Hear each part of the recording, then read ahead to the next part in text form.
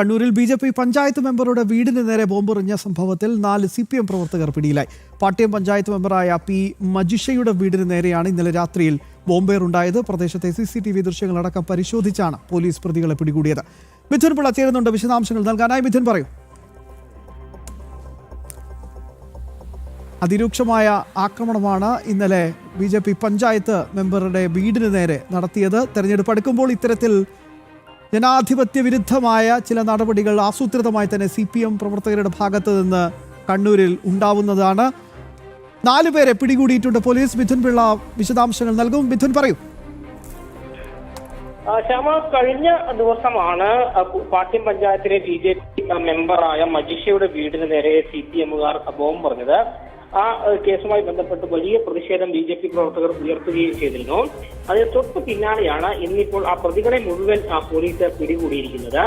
ബ്രഹ്മമുക്കിലെ CPM പ്രവർത്തകരായ കണ്ണോത്ത് ആദർശ്, വെള്ളപ്പായി ജിനീഷ്, കല്ലുളതിൽ അജേഷ്, കണ്ണോത്ത് അക്ഷയ് എന്നിവരെയാണ് Kathirur police arrest ചെയ്തത്. നമുക്കറിയാം, ഇന്നലെ രാത്രി ഏതാണ്ട് 8:50 ബി.ജെ.പിയുടെ വാർഡ് മെമ്പറായ മജിഷയുടെ വീടിന് നേരെ ബോംബേറുണ്ടായത്. ബൈക്കിലെത്തിയ സംഘമാണ് വീടിന് നേരെ ബോംബെറിഞ്ഞത്. ആ സമയത്ത് വീടിന് പുറത്ത് ആളുകളുണ്ടായിരുന്നു. ഭാഗ്യം ഒന്നുകൊണ്ട് മാത്രമാണ് അപകടമില്ലാതെ രക്ഷപ്പെടുന്ന സാഹചര്യം ഉണ്ടായത്. തുടർന്ന് പ്രദേശത്തെ CCTV ദൃശ്യങ്ങൾ ഉൾപ്പെടെ പരിശോധിച്ചാണ് പോലീസ് ഈ പ്രതികളെ പിടികൂടിയിരിക്കുന്നത്. മാത്രമല്ല, ഈ സംഭവവുമായി ബന്ധപ്പെട്ട് വലിയ പ്രതിഷേധവും ആ മേഖലയിൽ ഉണ്ടായിരുന്നു. ബി.ജെ.പി. പാട്യം ഏരിയ കമ്മിറ്റിയുടെ നേതൃത്വത്തിൽ പ്രതിഷേധ പ്രകടനവും പൊതുയോഗവും ഒക്കെ അവിടെ നടത്തിയിരുന്നു.